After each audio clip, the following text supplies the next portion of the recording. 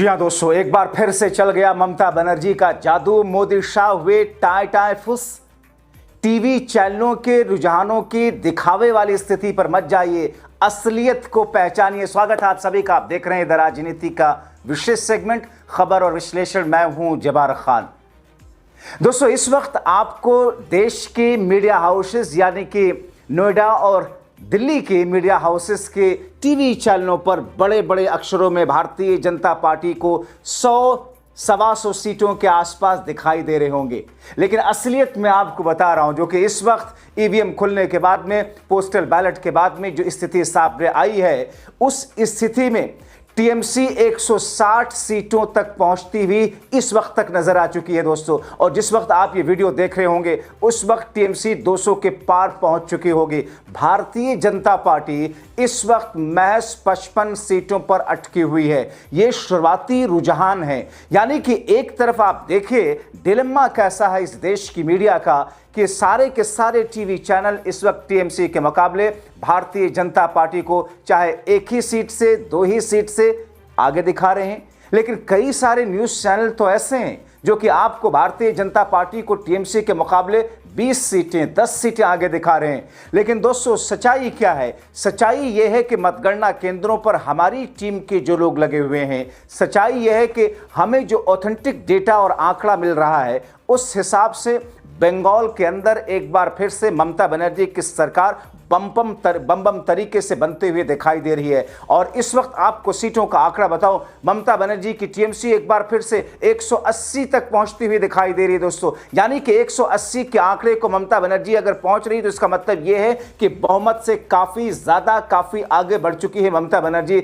हालांकि भारतीय जनता पार्टी के प्रदर्शन इस चुनाव में भी काफी बेहतर होता हुआ दिखाई दे रहा है पहले के मुकाबले। यानी कि इससे पहले का जो चुनाव था 2021 का, जिसमें 77 सीटें भारतीय जनता पार्टी लेकर के आई थी, उन 77 सीटों के मुकाबले इस बार कुछ बेहतर प्रदर्शन बीजेपी करती हुई दिखाई तो जरूर दे रही है। लेकिन जो टीवी मीडिया दिल्ली में बैठ करके, स्टूडियो में बैठ करके, नोएडा स्टूडियो में बैठ करके जो कुछ दिखाने की कोशिश कर रहे हैं कि साहब इस बार भारतीय जनता पार्टी ने तो बंगाल के अंदर इतिहास रच दिया है, ये देखिए 100 के आंकड़े के पास भारतीय जनता पार्टी पहुंच चुकी है, ये दरअसल एक ऐसा मिथ है जिस मिथ को अभी अगले 1 घंटे के अंदर आप तस्वीर पूरे तौर पर साफ होते हुए दिखाई देंगे। इस वक्त टीएमसी के कार्यालय में और कार्यालय के सामने, कार्यालय के बाहर, वहां पर टीएमसी कार्यकर्ताओं का जश्न है, उत्साह, क्योंकि जो सही और असली डेटा है, ममता बनर्जी ने एक संदेश देकर के अपने लोगों में एक मैसेज पास किया कि देखिए नोएडा और दिल्ली के यानी कि राष्ट्रीय टीवी चैनलों के रुझान जो दिखाए जा रहे हैं, उन रुझानों के हिसाब से अपने मन और मस्तिष्क पर किसी तरीके का फर्क मत आने दीजिए, क्योंकि वो न्यूज़ चैनल तो यही दिखाएंगे क्योंकि उनको यही दिखाना था। एग्जिट पोल क्या थे? एग्जिट पोल में यही दर्शाने की कोशिश की गई थी कि साहब ममता बनर्जी इस बार तो सत्ता से बेदखल होने जा रही हैं और पूर्ण रूप से भारतीय जनता पार्टी की सरकार आते हुए दिखाई दे रही है। वो एग्जिट पोल पूर्ण रूप से धराशायी होते दिख रहे हैं, एक बात। दूसरी बात, सबसे महत्वपूर्ण और हाई प्रोफाइल सीट जो भवानीपुर की है, जहां से ममता बनर्जी चुनावी मैदान में है, भवानीपुर में ममता बनर्जी के मुकाबले शुभेंदु अधिकारी पीछे, बहुत पीछे नजर आ रहे हैं। इसको लेकर के भी गोदी मीडिया आपको दिखा रहा होगा, दरबारी मीडिया आपको दिखाने की कोशिश कर रहा होगा कि भवानीपुर में कांटे की टक्कर है। कुछ तो यहां तक दिखा रहे होंगे कि भवानीपुर में ममता बनर्जी के मुकाबले शुभेंदु अधिकारी आगे चल रहे हैं। ये तमाम की तमाम ऐसी स्थितियां हैं जिसमें शुरुआत में, क्योंकि दोस्तों 8 बजे मतगणना शुरू हुई, पोस्टल बैलेट निकाले गए और उसके बाद उनकी काउंटिंग हुई। कुछ हिस्सा उसका रह जाता है जो सबसे आखिर में, आखिरी दौर की ईवीएम की काउंटिंग के पहले उसको गिना जाएगा। लेकिन जिस हिसाब से घड़ी की सुइयां 1.5 घंटों के बाद में जो तस्वीरें सामने लाई हैं, 2 घंटों के आसपास, यानी कि 10 बजे के आसपास का जो स्थिति इस वक्त है, हालांकि 10 नहीं बजे हैं अभी, लेकिन उसमें जो स्थिति सामने निकल करके आ रही है उसके मुकाबले इस वक्त टीएमसी की सरकार पूर्ण बहुमत से बनती हुई दिखाई दे रही है। भवानीपुर में शुभेंदु अधिकारी ये मान करके चल रहे थे कि इस बार शायद कुछ उनको बेहतर तरीके से नतीजा मिलेगा भारतीय जनता पार्टी के हक में। टीवी मीडिया भी यही दिखाने की कोशिश कर रहे थे, बड़े बड़े मीडिया हाउस के बड़े बड़े एंकर्स जा करके, कि इस बार हमें भवानीपुर में ममता के खिलाफ भी लोगों को हमने बोलते हुए कैमरे पर सुना और देखा है।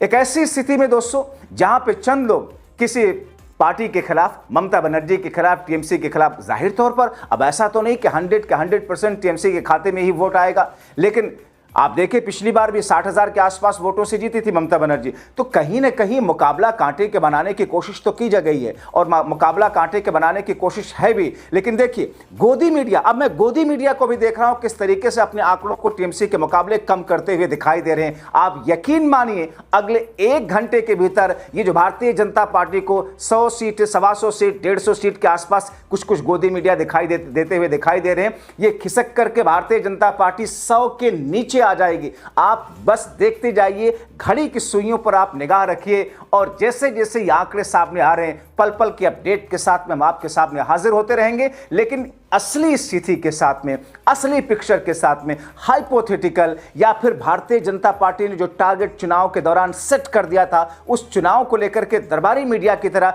हम उनका रट्टा नहीं लगा रहे। जो जमीन पर मतगणना केंद्रों पर जो स्थिति इस वक्त दिखाई दे रही है उसी स्थिति को लेकर के हम आपके सामने इस वक्त खड़े हैं। और पश्चिम बंगाल के साथ साथ दोस्तों दूसरे राज्यों के भी हम अपडेट आपको देते चलें। तमिलनाडु में कांग्रेस पार्टी और डीएमके की बम बम तरीके से सरकार आ रही। एआईएडीएमके और भारतीय जनता पार्टी का जो गठजोड़ था तमिलनाडु में, वहां पर टाए टाए फुस होता हुआ नजर आ रहा है। यानी कि इस बार बहुत सारे प्रत्याशियों की जो जमानत है वो जमानत भी नहीं बचा पाएंगे और तमिलनाडु में पूर्ण बहुमत से भी कहीं ज्यादा कांग्रेस पार्टी और डीएमके की मिलीजुली सरकार आने जा रही है।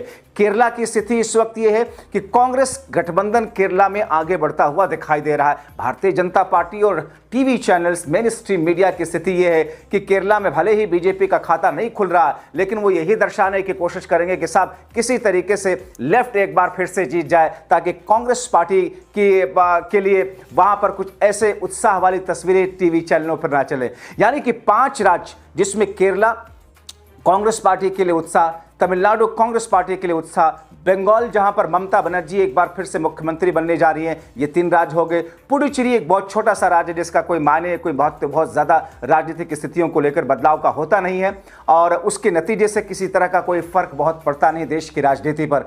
असम, हाँ, असम में भारतीय जनता पार्टी की स्थिति काफ़ी बेहतर है। असम में एक बार फिर से हेमंता बिस्वा शर्मा सरकार बनाते हुए दिख रहे हैं इस वक्त के रुझानों के हिसाब से। लेकिन जिस तरीके की तस्वीरें ममता बनर्जी के खिलाफ में टीवी मीडिया इस वक्त बंगाल को लेकर के दिखा रहा है, यकीन मानिए जमीन पर उसके उलट तस्वीरें हैं। और अगर जमीन पर इसकी उलट तस्वीरें हैं तो आप सोच सकते, आपको याद होगा ना किस तरीके से बंगाल को लेकर के पैरामिलिट्री फोर्सेस लगा दी गई। केंद्र सरकार ने बंगाल पुलिस को हटा करके चुनाव आयोग ने केंद्र सरकार के इशारे पर, जैसा कि कहा जा रहा कि सिर्फ और सिर्फ केंद्र सरकार के अधीन वाले आने वाले सुरक्षा बलों को वहां पर तैनात किया गया।